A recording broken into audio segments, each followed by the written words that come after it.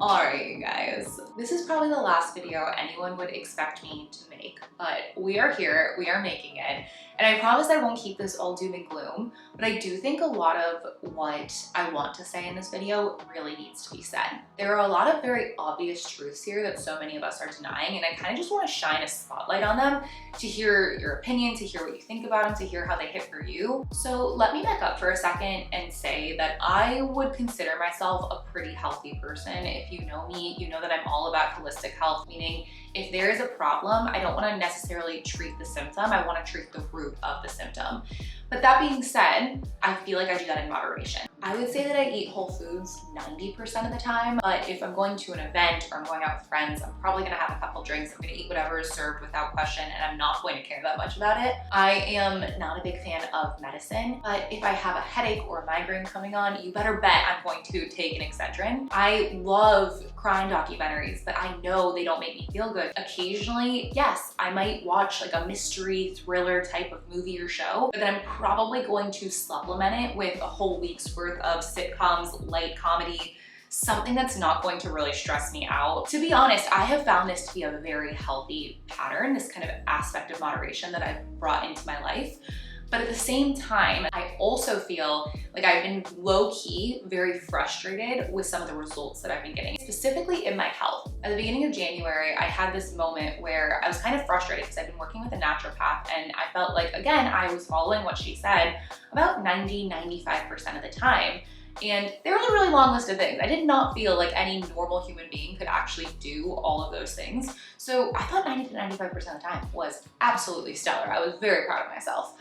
But I was frustrated because I hadn't seen the results yet. Now, I posed this question and was just really honest with her. I was like, I've been following what you told me to do like 90–95% of the time.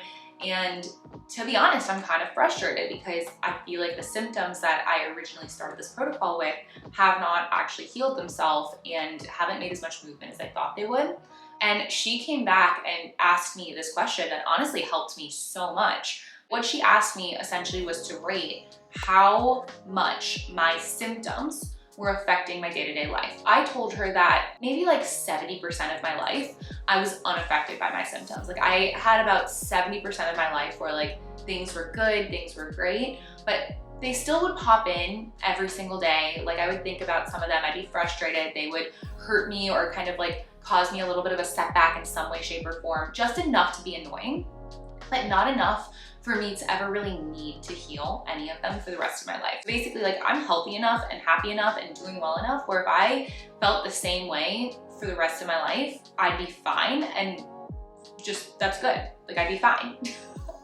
And she was like, you're in the worst part. She went on to explain that when we feel fine, fine is the absolute hardest place for us to be because we have to make this choice of if we want to go all in and actually heal and fix whatever we're experiencing and really show up 100% of the time for that issue, or we want to just be okay with being fine. Fine is also a feeling that differs from person to person, meaning for me, fine kind of sits at about 70%, but for you, fine could sit at like 50%. How we define fine really changes based on what we have gotten used to, what we see as normal in the world around us, what people around us are normalizing for themselves. All of these kind of factors make us redefine fine. So for some of us, our level of fine is so far below baseline of someone else's level of fine. And I think this makes sense for most people. This is just the standards that we set for how we feel on a moment-to-moment basis. But when we've been living at 20%, 30%, 50% for long enough, we just think that that's how it is. And so the idea of feeling 70%, 80%, even 100% doesn't actually register to us. It almost feels impossible. She flipped this on its head for me and she was explaining that she, day to day, feels like pretty much 100%.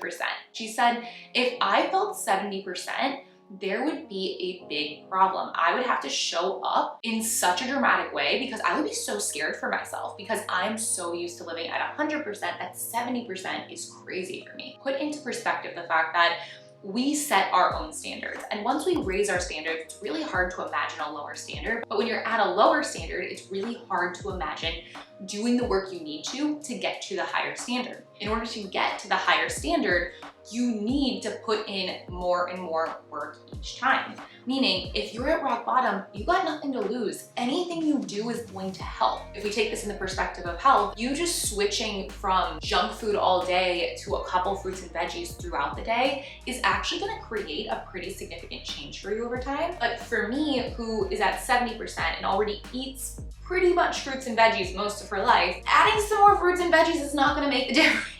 It's not even gonna move the needle. It's like not gonna change a thing. The higher we get with our standards, the more action and the more energy needs to come behind what we are doing in order for us to see the needle move up even higher. That's where we get into this kind of conundrum where we have to decide, are we okay with being fine or at whatever standard we have already set for ourselves, or do we wanna go full in and sprint towards feeling 100%. You can kind of take this in every area of your life, your mental health, your spirituality, your emotional health. And that's what I'm kind of talking about here in this video, because when I heard that, what I started thinking about was, oh, okay, I'm actually gonna have to just work harder to do this. Meaning I'm gonna have to carve out more time and more discipline in my life to feel better. Now, there's an interesting thing that I have found with this. When you take things out that aren't good for you, for example, I took out all social media. I deleted TikTok, Instagram, YouTube maybe. I also committed to not listening to any informational podcasts and not reading any personal development or nonfiction books. I just cut it all out, cold turkey. And I did it for about a month. And when you take something out, yes, you go through withdrawals in the beginning. It feels a little weird. Your thumb wants to go to the app, whatever happens, and you can kind of like navigate that as you will. But after you go through the withdrawal phase, whether it be with social media or alcohol or food or caffeine, you're gonna feel better. But you might not notice right away how much better you feel until you decide to go back to that thing. When I re-downloaded Instagram, I felt this kind of like low-key dread to go back to it, but at the same time I was addicted to it and I kind of really wanted it. And it was this interesting like paradox where I could feel myself being like, come to me. Almost like that like little gremlin inside of me like really wanted it. But there was this much more steady part of me and who I am, almost like my soul, that knew as I was going back into the app, I do not want to touch this, because if I touch this, I'm gonna go back to feeling all of these feelings that I was having before. When we take something out that isn't good for us, we go through withdrawals, we then feel better. Then when we go back to it, we have this more discerning sense to us that can kind of notice these two voices. The part of me that like really wants to go to it because it wants to numb out, it wants the easy escape. But we also have this part of us that can then start to pop in like, hey, be careful. This was not helpful. This is not gonna make you feel good. And what I love about this is that if you take something out that is not good for you, you create this environment for yourself that's a little bit more healthy. Just with one little thing in your life, you have this whole new standard that you've set for yourself. So when you bring things back in moderation, you're making that choice from more of a place of discernment. Now, the negative side of this is that when you start to go out into the world, you start to notice all of the things that are hurting you more. Because again, the more and more that you take things out that are bad for you and you create kind of that space, the more that that voice gets louder and louder and louder, and you start to look around and notice, wow, these things don't feel good. Now, in the last year, I've taken out a variety of things that I just knew were not serving me, but they weren't necessarily bad for me. Caffeine was a big one, where I was like, 1 cup of coffee a day, that can't hurt anyone.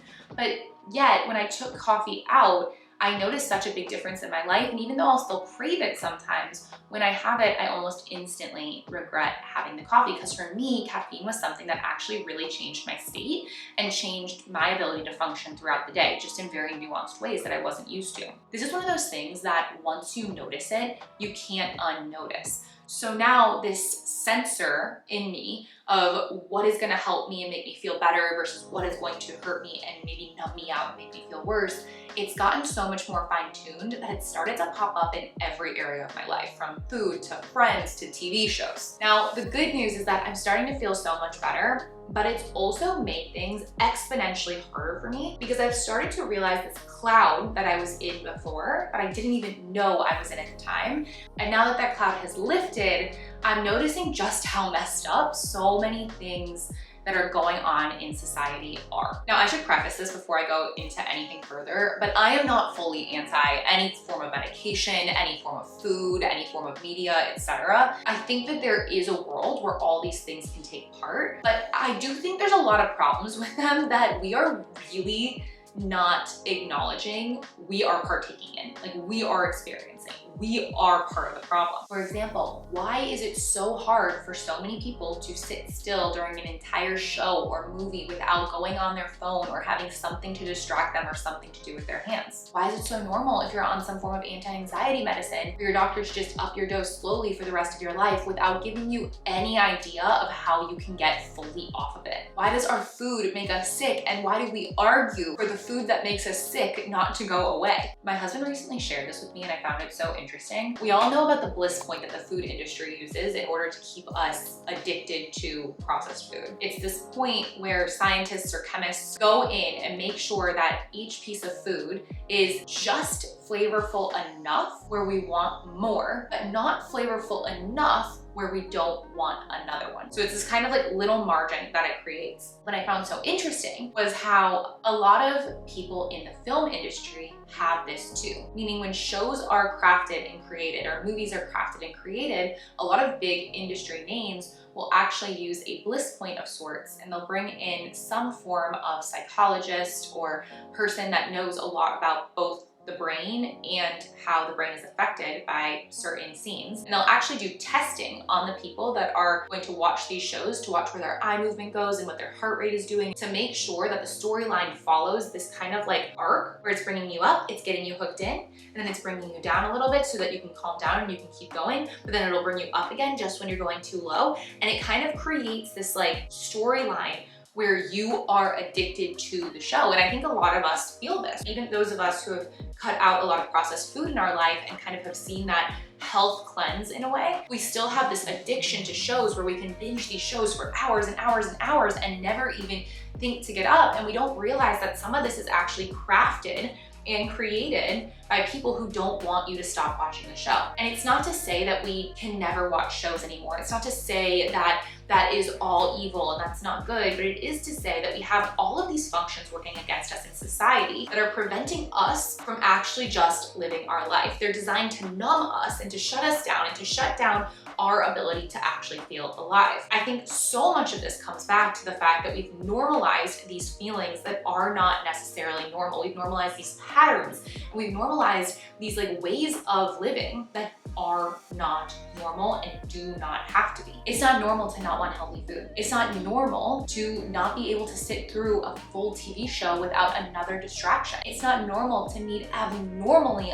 high amounts of stimulation in order to stay engaged. It's not normal to need ADHD meds or anti-anxiety meds or antidepressant meds for your entire lifetime. It's not normal to be overweight or obese. It's not normal to not be able to manage your own mental health and your own emotions. It's not normal to never be able to handle what is in front of you and not be able to expand better than what you want. It's not normal to not feel good. But we've created this normalization in society that it's okay if we don't feel good. It's okay if this is there. It's okay if this is that. And that's good to a certain extent because it helps us kind of get into this emotional point where we're not beating ourselves up, we're not shaming ourselves, and we don't want to create more shame for ourselves. But at the same point, it's also holding us back for what is possible for us, and it's holding us back from living our life. I'm not coming for one single person, I'm coming for all of us. We live in a system that's driven by money, and we live in a world where it's really easy to numb out, but really hard to be alive. These problems go so far beyond one person or one industry or one political party. The blame game isn't helping anymore. We need to start taking initiative, and we need to start with ourselves. None of us want to blink and end up at the end of our life feeling like we were never alive, like we never appreciated a thing, like we were always trying to get by, which means that we all need to get to this point where we're ready to sprint for ourselves. We're ready to take 50% or 60% or 70%,